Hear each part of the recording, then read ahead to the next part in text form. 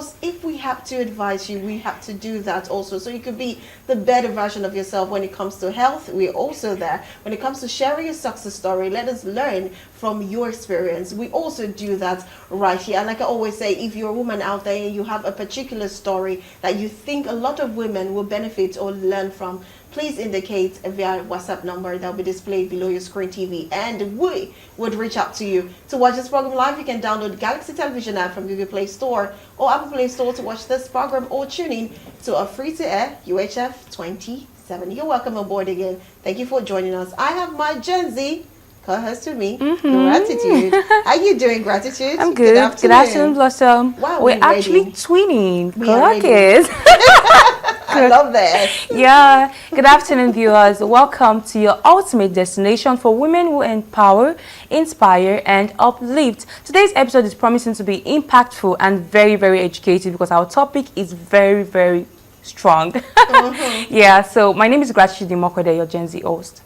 Yes, you're welcome again to the show. Well, before we go for the tip that we usually have and the break, of course, to key us into the program proper, I would like to make a quick introduction of our guest before we read her profile down. Well, we have Abigail in the house. Abigail, it's good to have you. Good afternoon. Good afternoon. Thanks so much for having me. Thank you so much for coming. It's a delight to be here physically because last time I was online. Online, yes, via Zoom. So thank you so much for coming into the studio today. Okay, so before we give proper introduction and read up Abigail's profile, we'll quickly go for a short break, and after the break, we'll take the first tip for today. Then we'll come back to the studio and continue the program with myself, Gratitude, and Abigail. The funny thing is, we've not unveiled the topic yet. But before we unveil the topic, Gratitude, can you tell us who exactly Abigail is? Okay, so Abigail is a multi-award-winning breast cancer survivor, counselor, and dedicated patient advocate. She holds a first-class degree from Ahmadu Bello University, Zaria, and a master's degree from the University of Jos. In addition, she's an alumna of the prestigious Lagos Business School and has completed a range of specialized training programs with institutions such as George Washington University, St. Francis Hospice Dublin, Macmillan Cancer Support UK, and Hospice Africa Uganda, amongst many others. A trailblazer in cancer advocacy in Nigeria, Abigail was one of the first breast cancer survivors in the country to publicly challenge the stigma surrounding cancer and champion the rights and voices of survivors. Okay, let me help continue with that. Now, in 2016, because we have to put the feathers on her cap. We have to put the feathers on your cap, Abigail. So in 2016, she co-founded the Breakan Foundation, where she currently serves as the CEO and the trustee. Well, her work is deeply rooted in empowering patients to reclaim their voices and promoting a healthy body image, particularly for women who have undergone mastectomy. Having had a double mastectomy herself in 2014, Abigail speaks from a place of living experience and a deep empathy. Now, since inception, the Breakan Foundation has provided financial support for treatment and related costs to over 450 patients, raising over 100 million since inception. Now, distributed free mastectomy bras and breast prosthesis to more than 600 women, and trained over 450 healthcare professionals, including doctors, nurses, and caregivers in cancer awareness, palliative care, and end-of-life support. Now, I'm going to go down a little bit. Now, our advocacy for the right of every patient to enjoy quality life and dignity in death, Abigail serves as a lived experience expert for the World Health Organization, that's WHO, and frequently contributes to their technical working groups. She's also a member of the steering committee of VOICE, that is Voice of Impact for Cancer Equity in Africa. Let me break it down a little bit. Now, in partnership with Bergdorf Nive, the foundation launched a project, RISE, an initiative designed to rehabilitate, integrate, support, and empower cancer survivors at the conference. Now, this program will provide micro grants to help survivors rebuild their lives and businesses. Project RISE also officially launched at the Foundation 2025 conference at Eco Hotel. That was on Saturday. just recently, September. So I had to add that. And of course, they've presented a check of 46,693,500 naira to the project. Woo, we did not finish reading, no, but let's stop there. Let's stop there for now. Let's stop there. I skipped a lot. Wow, that is amazing. Is there? I feel like you even reduced this profile. Yes. Sending it to Yeah, us. thank you. Right. Yeah, sort of. I think with our I think when you work in this space, Yes. you have to work based on needs, and the needs change and gap Every filling. time. We've always tried in our foundation to do things differently. We try and identify the gaps that are a lot's being done in the cancer space, and that's really fantastic. Now it's not like when I was diagnosed 10 years ago, how old are we now? 2014, so that's 11 years ago. Yeah, now. 11 years ago. There was not very much activity, but now there's this flurry of activities. There's a lot more foundations. Cancer survivors are speaking out and finding their voices. So what we try and do is say, okay, look, what are the areas that aren't as obvious? Like, for example, this RISE project we just did. We discovered you finish your treatment, you've sold your business, you have nothing left. People are tired of giving you money. You don't want to go around begging anymore. Begging around. So the whole idea was, instead of giving loans, we give grants to cancer great. survivors who have finished their treatment to help them to get back on their feet again. And we don't just give the money, we'll also provide mentoring and training as well. Great. So that it is sustainable and that they actually succeed. So that was birthed out of the fact that over the years we've discovered that it's not enough to throw money at the problem. You actually need to empower people. Yeah. And those who are lucky enough to survive, because our survivorship rates still aren't good enough. So we need to get the point whereby those that do survive actually have something to look forward to and to hope for, really. And that's what we're talking about, is really about that hope. I like that. Now, speaking about the hope, the topic for today is hope beyond the diagnosis, redefining the quality of life for every cancer patient. And that is important. That's why we're here. So first, for someone who has just been diagnosed of cancer, however it is, let's even put breast cancer. Let's put it to breast cancer. What do you think is the first provision that they need? Do you think there should be a mental provision first before you start talking about making the test or getting the drugs? What do you think are the first aid? Let me use that. What do you think is the first aid for someone who has just been diagnosed of breast cancer? I think the very first thing is to find out as much as you can about the disease. I think fear is what drives most people to despair. It's about being informed and the right information. Where do you get the right information? From support groups. You know, there's so many support groups out there. We have a support group. And then also get your facts. Do all the tests, because, you know, just because they found a lump does not mean it's breast cancer. Just because the lump was taken out does not mean it's breast cancer.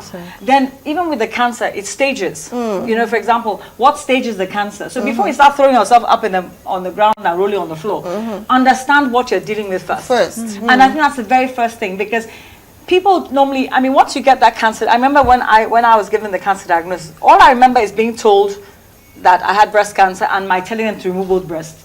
Outside that conversation, I have no recollection. Oh, wow. That's why never go to receive cancer diagnosis or any test results on your own. Because believe me sincerely, I have no clue. And that's why it's always advisable when a doctor has given that kind of diagnosis to give the family time to absorb. And then when they've calmed down, because we do calm down eventually, then you can now start giving the details. But the first thing I can tell you, once you hear cancer, especially in this part of the world, as far as I'm dead.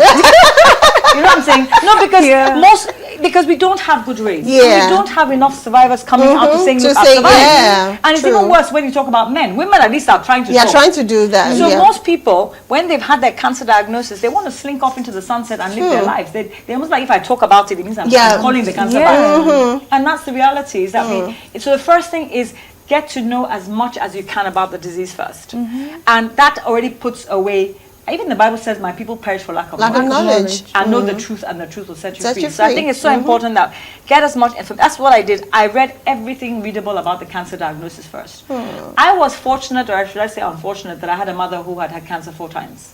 So, and 4 times the doctor says my mother was going to die, 4 times she beat cancer. The person that told her she would die died before she died. And then irony of life. And then she got leukemia as a side effect for totally unrelated cancer. And she died within 6 weeks. Oh, wow. And then 6 months later, I was diagnosed myself. So basically, I grew up from the age of 10 with a mother who had lived with and survived cancer. So I had a role model.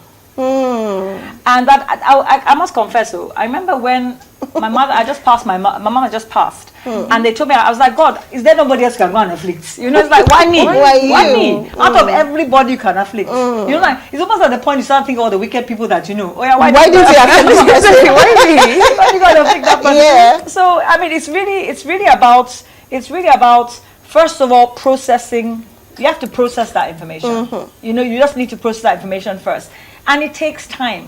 It really does take time. Once you get over the initial shock, the crying, the anger, because you get angry. You know, I was very angry because mine was, look, my mother died in my arms, pain-free and with dignity. And I'm like, God, you took my mom. Now I have to go through this. What about my children? What about my family? What about my husband? You start thinking, your life flashes like this. Yeah. You know, so I think, yeah, so that's...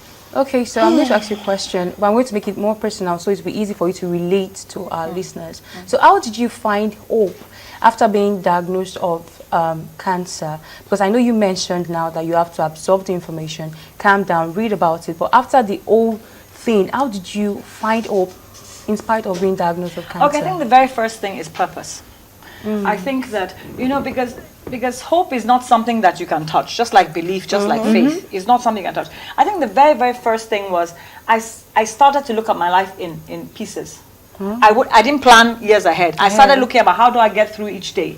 I started giving myself tasks to do. I started finding things to do, because I think that the idle mind is the devil's workshop. Of course. Fear comes when you're distracted and when you're overthinking it. So I think what I had to do is I had to start sitting and think, okay, what am I able to do? And because I understood my the disease, I won't say my disease, the disease, I knew what I was able to do and what I can't do. So I set myself little goals. I set myself little things. You know, for example, I mean, I had both breasts removed. Okay. And what I did is that I forced myself not to wear prosthesis for the first 3 months. I needed to accept my body the way it was. That's what it is. You know, it's all very well people say, oh, take off your breast, it should be saving your life. I can tell you, I remember after the surgery and looking at myself in the mirror, flat chest, everything, I remember thinking to myself one day, God, what have I done? I knew that I'd saved my life, but it doesn't change the impact. Yeah. It has You know on what I'm your saying? body. But what I discovered is that I now started wearing brightly colored shirts. I started focusing on other assets, because thank God we women have other assets. Yeah, we do. You know what I'm saying? So I started painting my nails and doing all sorts of stuff. So it was about little projects. When I was well enough to do things, I did things. And I think what we need to remember is that, and I think doctors sometimes forget this, is a patient is more than the disease. True. You know what I'm saying? We have families, we have desires, we have ambitions, we have hopes, we have social circles. So, and that's why now the world is talking about patient-centered care. That you have to look beyond that cancer diagnosis and address the different aspects of your life. In terms of socials, I can tell you cancer is a leveler. People that you think are going to be there, some of them will zap. Some of them are going to zap. Yeah. So I think it's a good thing that it helps you to clear your contacts. Your phone book. Your books, yeah. People I didn't think gave a damn stayed. People I thought cared, some of them That they zapped. wanted, yeah. So I think it's really important that you define your own quality of life. What's important to you? Quality of life for you is different than from you. Yeah. Yes. For some people, quality of life, I mean, if they have cancer or something, they're not being able to look beautiful is a big problem. That is the major problem when it comes to quality of life. They have money, they have friends, but the fact that they feel ugly is what their problem is. You know what I'm saying? So it's not just about, oh yeah, address the pain. We are giving you painkillers. Yeah. It's more than that, because there's the emotional side of quality of life. Like I said, there's a social side. There's a financial side, of course. There's a physical side. So we need to look at ourselves as complete human beings and make sure that all those are looked through the eyes of what are you able to do? How close to normal can you be? How close to normal can the patient become? And that's about where the goal setting comes really important. That what are the small things that this patient can do to allow them that normalcy? Is it okay? You find that somebody has to have a leg amputated, for example, because they had bone cancer or something like that. How do we get that person back to their normalcy? Their normalcy is being active. So is it an artificial limb that will help them do that? Somebody who loves painting and stuff like that. It may be a case of bringing something for them to paint in their ward. You know, people always sit and worry about death and dying. But I mean, tomorrow is not promised to anybody. It's not promised. There's no guarantee that we will live here today and we'll live till tomorrow. Yeah, some people go to bed, they don't wake up in the morning. Nothing did them. Look at the plane crash where a plane landed on top of a building and killed people. They died in a plane crash even though they had never been in a plane. So I think we really need to stop worrying about what happens if I die and focus rather how do I live. Yeah, that very should true. really be the focus. So I love where your answer diverted to. Now that brings me to the fact that you said hope. Now somehow during the process of your healing, accepting your body image, I feel like there should be a part of therapy. Is there any part where there was a therapy, session? And of course, looking at Nigerians, we do not really deal with therapy. Some people don't even know what it is. Some people tell you, if I go for therapy, it's the person that will receive therapy at the end of the day, because they just believe that they are okay. In fact, their problems, the therapist cannot handle it. So is there an importance for therapy during this process? Okay, let me I'll come to it from two angles: my personal experience and what I feel about therapy. The first thing is, don't forget, I came from a space where I'd been a caregiver of a cancer patient. Yeah. Okay. So I think over time it became my norm. You know what I'm saying? And that gave me some experience. I remember normally when you've had a double mastectomy, I had my surgery in the UK.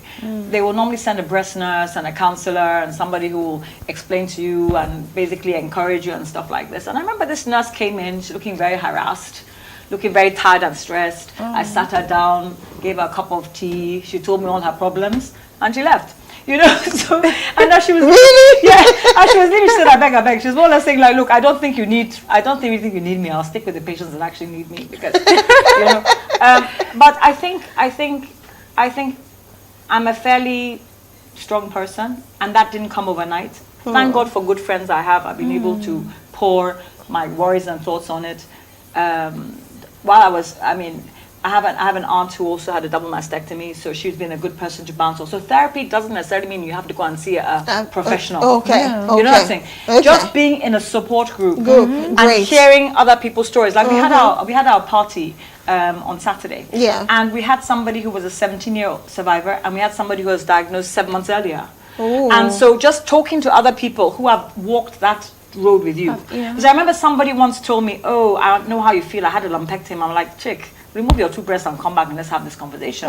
So only somebody who has been there to understand the loss. Because when you cut off a body part, there is this sense of grieving. Yeah. You know what I'm saying? And you cannot, you know what breasts are for women in Africa now. Yeah. So you can't, that's why it's so important to have support groups. That's why peer-to-peer is so important. That you actually have numbers of people who have gone through the same thing. So, but some people actually need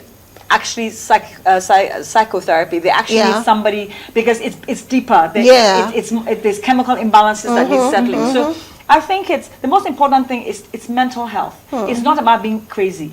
When people hear therapy, say, that means I'm mad. No. What does the therapy do? The therapy gives you a safe space to talk about stuff. And in some cases, just talking is enough. But in some cases, some medication is required to address that hormonal imbalance of when you are excited and stuff like that. And it doesn't mean that because you went through therapy that you are mad. Everybody needs a bit of help. Of so course. Depending on how severe it is, that some people have very severe depression. Some people become suicidal after getting cancer diagnosis. Remember, cancer affects everybody. We know of people whose husbands left them at the consulting room when they were given the cancer diagnosis. I'm going to go and buy a recharge card. The guy and it's gone. And it's not uncommon that cancer breaks up families. And it's not just the men leaving, women are leaving. Families are abandoning people. So the reality is that there's still too much stigma attached to a cancer diagnosis, from people doing you in the village to God knows what else. So you really do need that support structure. You cannot do it on your own. It's just not possible. Ooh, wow, So that is deep. Before your question, we have to go on a break. Let us simmer this down. This is quite deep. Wow. So you need psychotherapy, and you might not need it. Sometimes you just need someone to walk you down the road, just as Abigail said. And trust me, her foundation is there to help you out. And this is me telling all our viewers, if you have questions relating to breast cancer, or you have just recently been diagnosed and you want to ask questions, or you want to ask questions personally, to her, you can send the message to a number displayed below your screen TV, and of course we'll read that out and she'll get to respond to you one-on-one. Well, if you have any other awareness for cancer and you want to know, you can also still send a message to us via WhatsApp number displayed below your screen TV. But if your WhatsApp is not going through, you can send it as a text message. It's all welcomed. Well, let's go for a short break and we'll be right back to continue the program after the next tip. Stay with us. Time management. Time management is something that most people want to improve on, especially at work. With cell phones, social media, and frequent email distracting us, being successful at time management is progressively hard to achieve. However, utilizing the 6 tips that end, you are on your way to fewer distractions and more productivity at work. Set reminders for all your tasks. The key to time management success is to know your deadlines and set reminders. We suggest setting a reminder 15 minutes before a meeting or event so you can prepare and gather your things. Create a daily planner. Make a list of tasks you need to accomplish that day and note in upcoming meetings or deadlines as you become aware of them.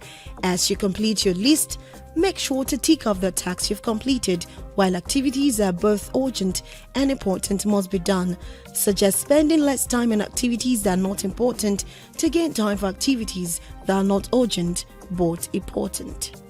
3. Give each task a time limit. On your daily list of things to do, pen in how much time you think each task will take you. If you don't finish, stop when the time you allotted ends and come back to it later.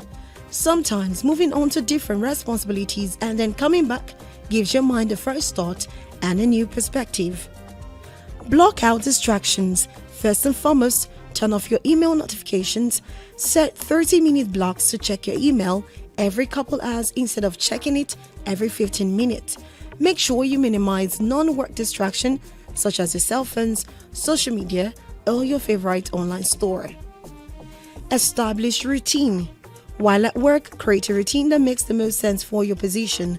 Why is this important? For starters, if a chaotic day comes along, you will still work through the issue while adhering to your routine. By sticking to your routine, you won't be able to procrastinate. Most importantly, your mental health and stress level will thank you. Get organized and delegate. Get help from others. Delegating means assigning responsibilities for a task to someone else. Freeing up your time for tasks that requires your expertise. Identify tasks others can do and select the appropriate persons to do them. Select someone with the appropriate skills, experience, interest, and authority needed to accomplish the task. Be specific. Define the task and your expectations while allowing the person some freedom to personalize the task.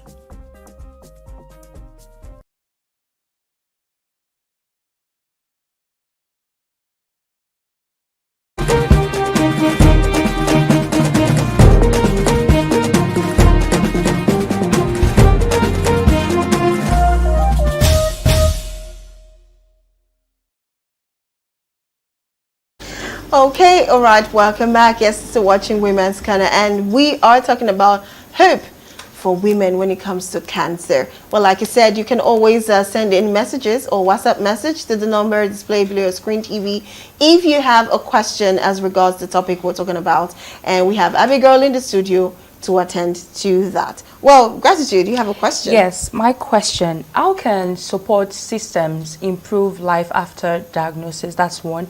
Then secondly, for people that have been diagnosed of cancer and they don't have any support groups at all, how can they get access to the one you have right now? Okay, the first question about the importance of support structures. I think the mind is such a powerful tool. You know, you've heard of people being scared to death, literally. Yeah. Right. You hear of people dying of a broken heart, literally. The mind, you know, and I think that I'm a great believer and believe it be it unto you according to your faith. Having a positive attitude makes such a big difference in your survival journey. Yeah. If you believe you can't, you won't be able to do it. So that support structure gives you everything that you need to be able to go this journey. Like I keep on saying, you can't do cancer by yourself. It's not possible. So the support structure is basically having shoulders to lean on to, for, you know, even as you see me now, every day is not Christmas for me. You know something? Because we deal with people in all different stages. I mean, there's people that we've lost along the way. You get to know the families, you get to know everything. But I think the most important thing with support structures and also providing being a provider of support structures is you need to understand your limitations. You know, a lot of people want to be counselors, they want to help other cancer survivors, but they're not emotionally strong enough yet. This is a caveat. Just because you had cancer does not make you a good counselor. Oh, okay. Because if you are still emotionally raw, that other person's burdens can actually stop Weigh you and down. actually retard your own recovery. Okay. So you have to have been fully recovered and feel that you are able to do so before you get involved in counseling. Because counseling is almost, it drains you.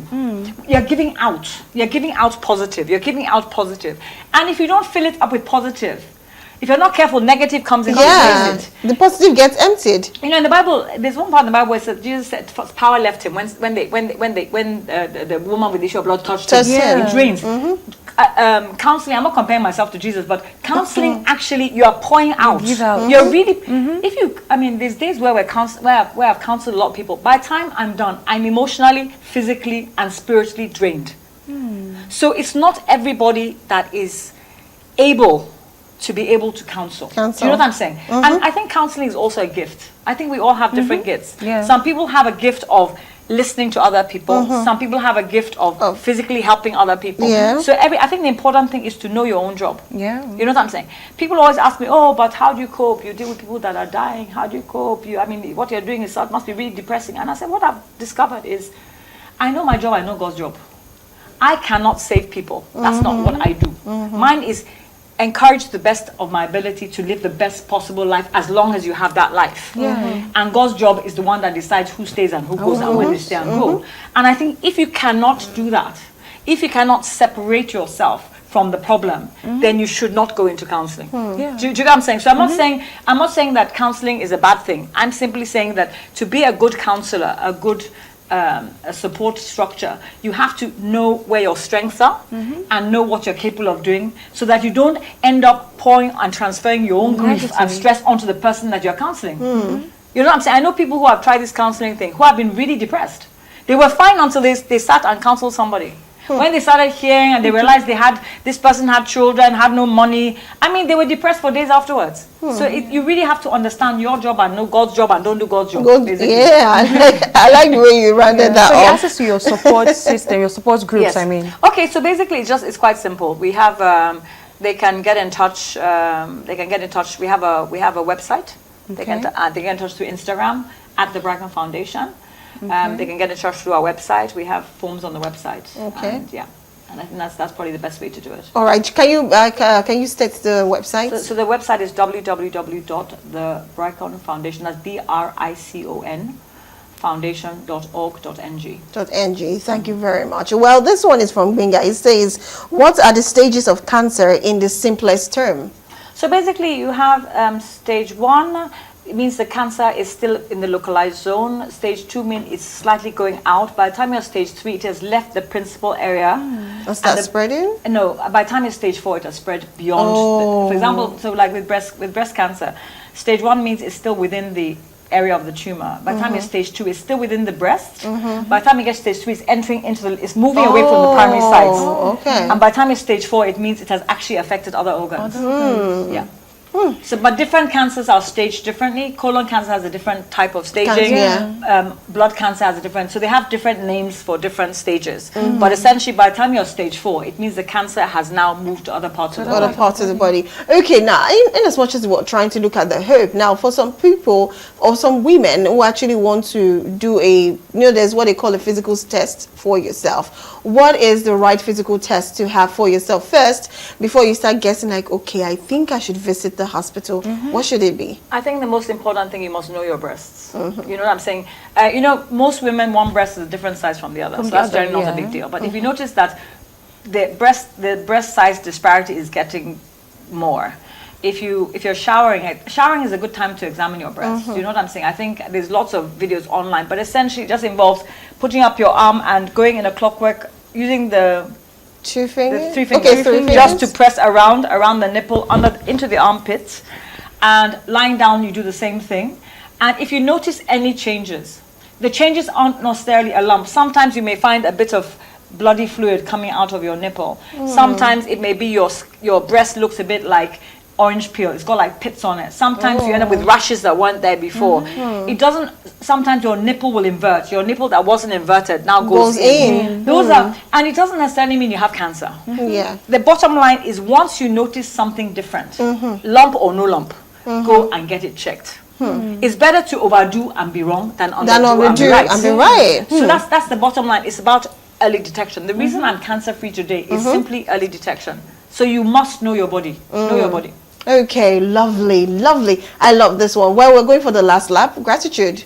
Okay, so we'll be going for the last tip. So when we come back, we'll continue our conversation with Abigail. Stay with us. And I really want to know how, what role does emotional strength plays in healing? Because we all know that in this part of the world, Africans, we all tend to take things extreme. When we're being diagnosed of something, even if it's something as minute as maybe headache or something, we'll go, hey God, like what you said. So what's the role of emotional strength? Does it play in healing? I think it's everything. It really is everything. I mean, I've seen examples of, I mean, let me use my mom. I mean, they told my mother there was nothing they could do for her anymore, that she should prepare herself. And they told her this 4 different times for over different years, that she should prepare herself. My mother was, no doctor will tell me when she's going to die. And so she thrived. She did fine. She beat the cancer. And I've seen examples like that. I've seen people who should have lived a really long time. Who, I mean, the cancer wasn't even that far gone or anything else. And they gave up. You know, there's something about the will to live. Yeah. You know, so even if you cannot, even where people don't beat the cancer, they continue to live longer than was predicted. Yeah. You know what I'm saying? And that's why you can't really, no doctor can tell you when you're going to live and die, really. They can give you what the medical science said according to our calculations kind of stuff. And that's why you find some people do fantastically well, because they have an amazingly strong mind. They have their faith that's helping them. They have a good support structure. They have positive energy, positive, compared to somebody whose husband has abandoned them. They don't have the finances. They don't have any support structure. Their family have abandoned them. So it's absolutely crucial. It's absolutely crucial. And doctors see that a lot. And that's why looking at the family, looking at a patient as somebody who is a whole being, that they have actually got the emotional side, they've got the social side. So sometimes people don't have a problem with money, but they have a problem with social circles. Their family have abandoned them. A lot of people, when they get cancer, it's those who have money is not their problem, but they don't have the encouragement that they need, so they fall into depression. Do you know what I'm saying? So the mind, the state of mind is, I keep on going back to the beat unto according to your faith. If you believe you're going to die, you will die. That's the only outcome. You can actually will yourself to die. It's that bad. That's how the body, how strong your mind is. You know what I'm saying? That's why you find some people are in the desert for 24 hours, they die. Then you find somebody who was in the desert for 11 days, no water, no whatever. And you're saying, what's the difference? The mindset. The mindset. Mind is everything. That's why they talk about mind over matter. If you think something is going to hurt, or you're going, let me give you an example. There have been tests that they've done in hospitals, scientific research, where they've got 2 batches of patients. One set of patients, they say, okay, and they're all being given just saline, normal saline. This is a really powerful chemotherapy drug. It's going to make you vomit. And then they tell the other side, okay, this chemotherapy drug has no side effects. All 10 of those who were told it's a powerful drug are vomiting, even though it's the same normal saline.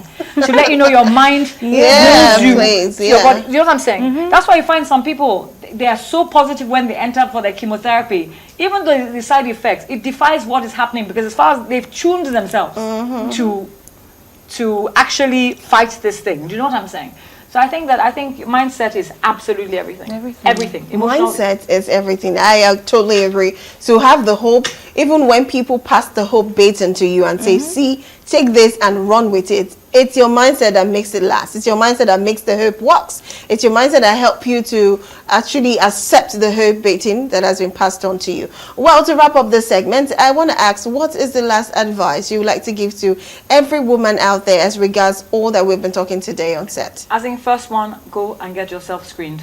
That's the most important thing. Early detection saves lives. And for those out there who already have been given a cancer diagnosis, it's your story. Don't let anybody write it for you. Write it yourself and write it well.